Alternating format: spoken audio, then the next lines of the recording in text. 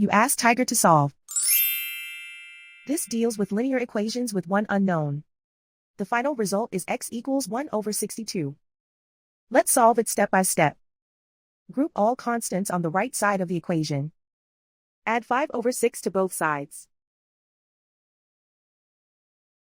Combine the fractions. Combine the numerators. Reduce the zero numerator. Simplify the arithmetic. Find the lowest common denominator.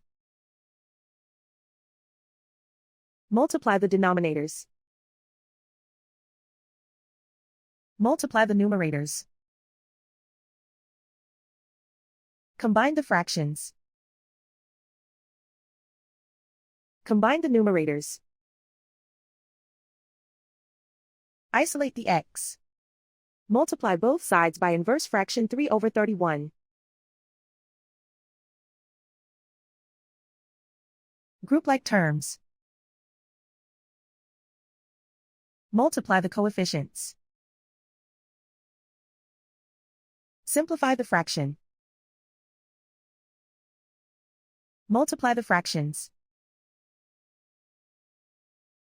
Simplify the arithmetic.